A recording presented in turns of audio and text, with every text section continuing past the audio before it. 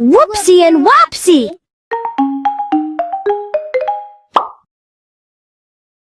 Ginger the Giraffe by T. Albert.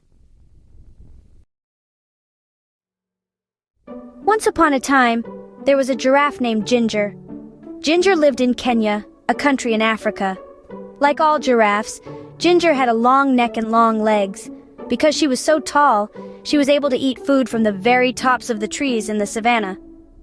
The savannah in Africa is an area with lots of grass and some trees. Sometimes a savannah is called grasslands. The other animals like zebras and antelopes could not reach where Ginger could reach. But Ginger always found food. She loved the leaves and the new buds of the trees. One day, Ginger was busy eating her favorite leaves along with some other giraffes. It was a bright sunny day and there was not a cloud in the sky. It had not rained for a long time, so the grass was very dry. She heard a noise down at the bottom of her extra long legs. It was her friend, Mickey the monkey. Mickey was trying to say something, but Ginger couldn't understand what he was saying. He looked very tired. "What's wrong?" asked Ginger. Ginger was a very kind giraffe and wanted to help everyone. Just then, Mickey fell over. Ginger was also a smart giraffe. She knew what was wrong. Mickey couldn't find anything to eat and he was very hungry. Ginger nibbled some fresh, tender leaves and buds from the top of the tree where she was eating. She dropped some of the leaves and buds to the ground near where Mickey was. Then she nudged him a little with the hoof at the bottom of one of her very long legs. "Wake up, Mickey," said Ginger. "I found something for you to eat." Slowly, Mickey sat up and ate a little. After a while, when Mickey was feeling better, Ginger asked him, "What's happened, Mickey? Why are you so hungry? Why can't you find anything to eat?" Mickey said, "It hasn't rained for so long and now there's no more food." "That's not good," said Ginger. "What's happening with the other animals?"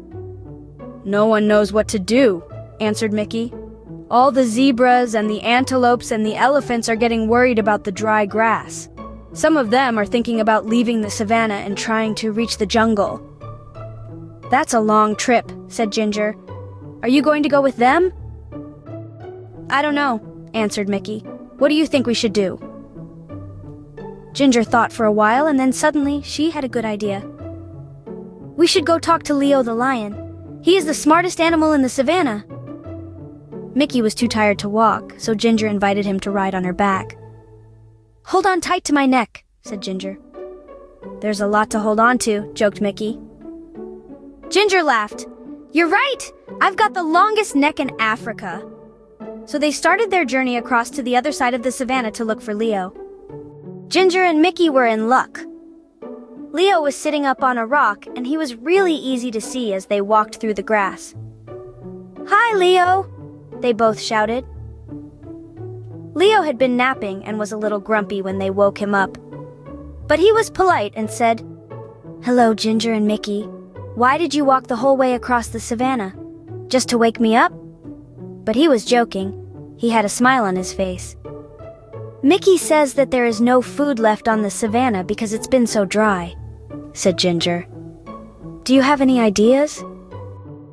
Leo thought for a while. He said, "There's nothing we can do about the rain.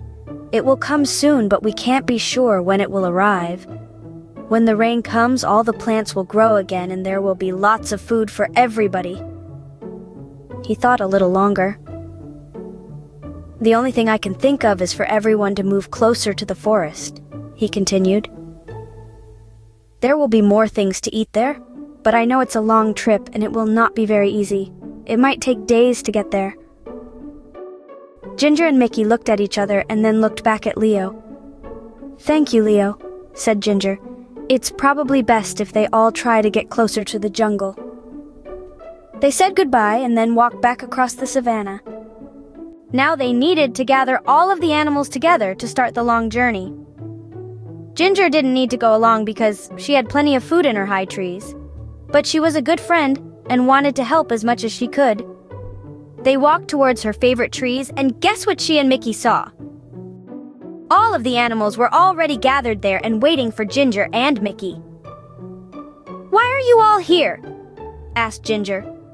"Eddie the eagle told us that you are taking us to the edge of the jungle," said one of the zebras. "How did he know?" asked Mickey. "He heard you talking with Leo," said one of the antelopes. "So you've all decided to try to walk together to the jungle?" asked Ginger.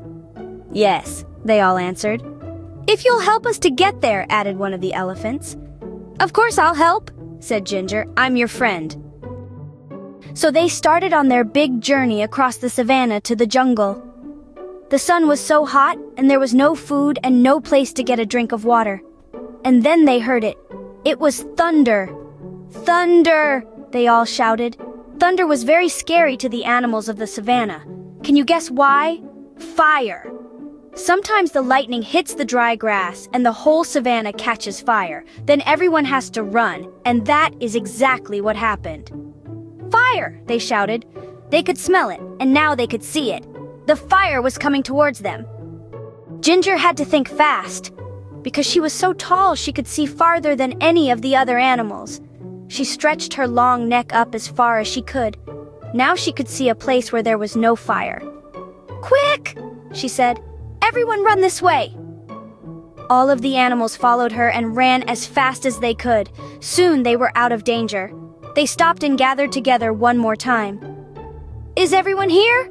Ginger asked. She wanted to make sure they were all safe. All the animals looked around. They were all there. And then the most wonderful thing happened. "I felt a drop," said a zebra. "Me too," said an antelope. "It was rain." Finally, everyone was very happy. It started to rain a little more and then a little more. The rain put out the fire so they didn't have to run, and the rain filled their watering holes and made the plants grow again. So they didn't have to make that long trip to the edge of the jungle. Everyone would soon have enough food and water. So Ginger, the giraffe, went back to her favorite tree and continued to munch on the leaves and buds.